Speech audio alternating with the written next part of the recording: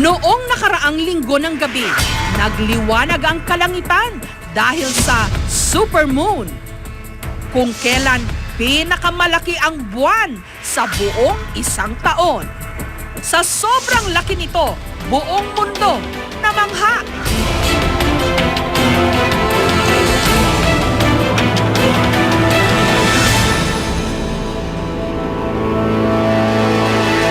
Kung may nangyayaring kakaiba sa ating kalikasan, napapaisip ang ilan. Katulad na lang sa Surigao, may whirlpool sa dagat na kaya raw humigop ng mga bangka. Sa Zambales naman, isang araw, bigla na lang bumagsak o gumuho ang dalampasigan. Ano na nga ba ang nangyayari sa ating mundo?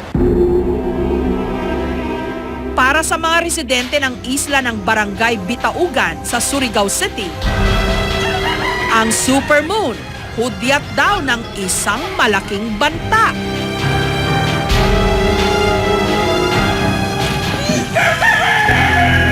Kinabukasan, pagkatapos ng paglaki ng buwan, sinadya ng aming team ang barangay.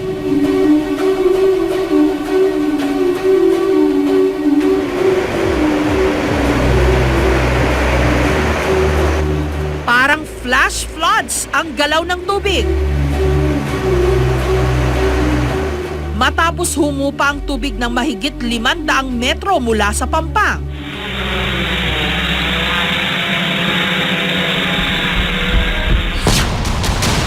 Makikita ang tila isang mahabang fault o yung tinatawag na kantil sa gitna ng dagat. Laking gulat nilang tumambad ang sinasabi nilang epekto ng supermoon. Ang kanila kasing karagatan, parang may ipo-ipo o yung whirlpool na ang tawag nila rito, lilo. Bagamat wala itong butas sa gitna katulad ng karaniwang whirlpool, sa pagtansya ng mga residente roon, may 3 metro ang diameter o lawak nito. Malakas siya, sir, pag tuwing full moon at saka new moon. Mula noon hanggang ngayon, wala pa akong nakasisip doon. Ang whirlpool ay isang pumapaimbulog na bahagi ng tubig dulot ng malalakas na current o agos. Ang bilis nito, kayang umabot ng hanggang 50 kilometers kada oras. Dahil sa taglay nitong lakas at bilis, kayang-kaya nitong sumira ng bangka. Para ka raw hinihigop ng tubig sa bilis ng taglay nitong agos. Para malaman kung paano ang ikot nito sa ilalim, nagkabit ng underwater camera ang aming team sa isang tubo.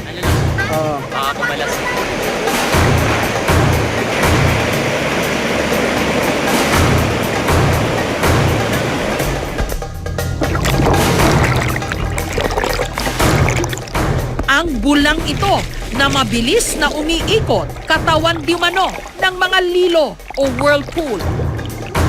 Tumatagal lang ang pag-ikot ng halos 30 segundo.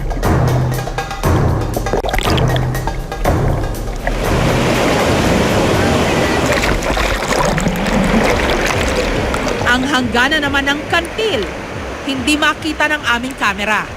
Pahiwatig kung gaano nga ito kalalim.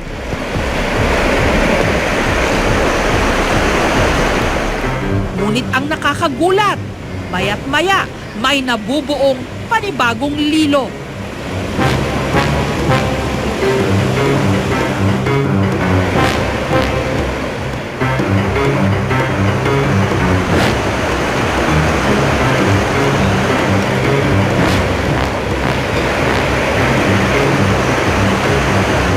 Kaya walang mga mangingisda ang nangangahas na dumaan dito. Lalo na't ang mga lilo may mga kinitil na palang buhay.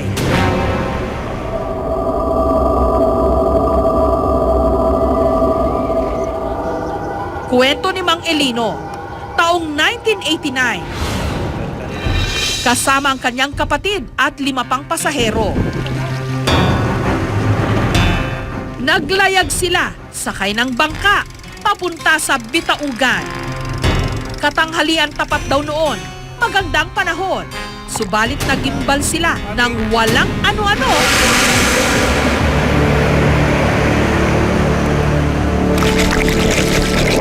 Bigla na lang silang hinigop.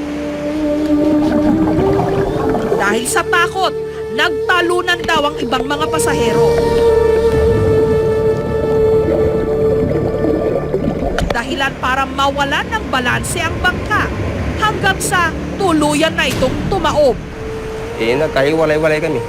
Nakikita ko mga kasamahan ko pero lumalangoy talaga. Pero hindi mo kaya.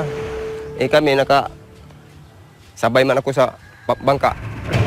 Halos 30 minuto raw pinaikot-ikot ng mga lilo si Mang Elino. Pero muli raw siyang ibinuga nito, pataas, hanggang nakawala siya at naanod ng agos, palayo. Sa tulong ng mangingisdang nakakita sa kanya, nakaligtas siya. Pero ang kapatid ni Mang Elino, hindi na nakita pa. 6 sa kanyang mga kasama, patay.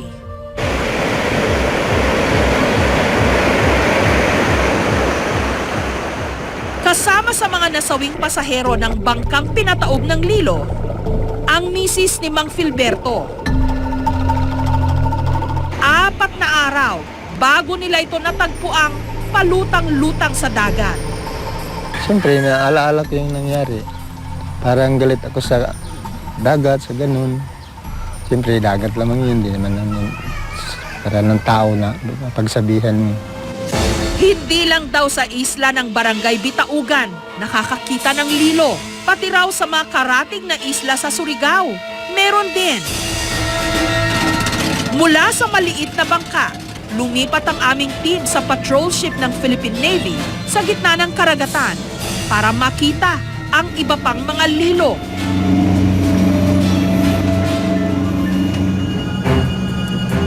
Matapos ang ilang oras na paglilibot, namataan ng aming team ang ilang maliliit na whirlpool sa karagatan. Bagamat tuldok lang ang mga ito kung ikukumpara sa Lilo ng Barangay Bitaugan.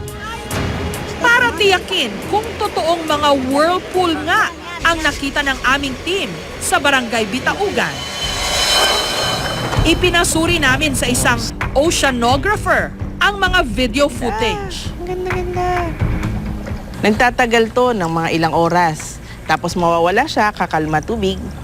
Hindi lang pala mga basta-basta whirlpool ang nakita ng aming team, kundi mga tinatawag na maelstrom, ang tawag sa malakas na uri ng whirlpool na nakikita sa mga makikipot na daanan ng tubig.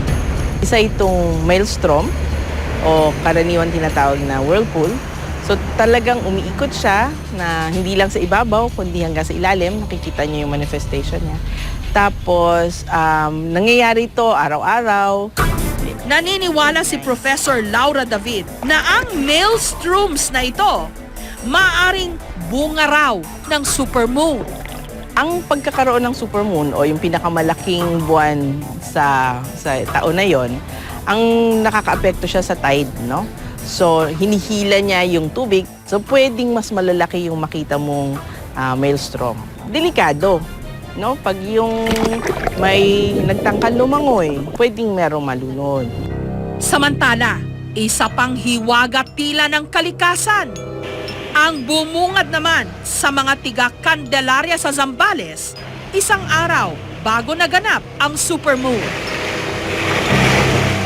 Para kasing nilamon ng dagat ang mga tipak ng lupa sa baybayin ng Barangay Uwakon na pinaniniwalaan nilang isang sinkhole o yung mga pagguho ng lupa bunga ng pagkatunaw ng mga bato sa ilalim nito.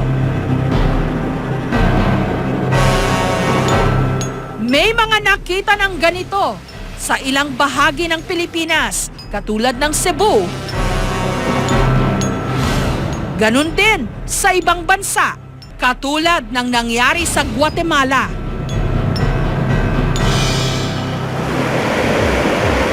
Samantala, sa bayan ng Candelaria sa Zambales pa rin, Kung Sabado po ng umaga, nagbubumba po ako, mas marami po yung lupa na lumalabas kaysa sa tubig. Tapos yung tubig po na marumi po eh. Nagkataon naman na ganun ang nangyari dyan sa may dagat. Nung hinukay daw ni Piali ang tubo ng kanilang poso, wala pang ilang dipa ang lalim ng hukay, nagkatubig na agad. Dahilan daw para hindi na gaanong masala ang tubig sa ilalim ng lupa at maging kulay putik. Habang inaalam pa ng lokal na pamahalaan ng Zambales at ng Mines and Geosciences Bureau, sa ngayon, nakakordon pa rin ang bahagi ng gumuhong lupa. Pero kung ang oceanographer na si Professor David ang tatanungin, liquefaction at hindi sinkhole ang nangyari sa Barangay Uwakol. Liquefaction kasi basa. Basa na yung lupa, para na siyang quicksand. Pwede mo siya lakaran sa ibabaw, walang problema, hindi ka mahuhulog. Pero pag nagkaroon ng kahit konting earthquake, bigla yung babagsak.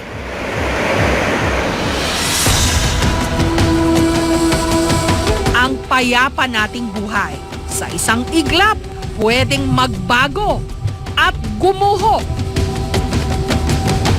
Kaya maging alisto, lalo pat hindi natin alam kung kailan magpapamalas ang kalikasan ng natatangi nitong kapangyarihan.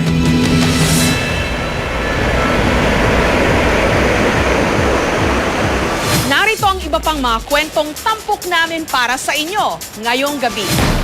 Wild animals in the city! Bakit may tarsier at mga squirrels sa syudad?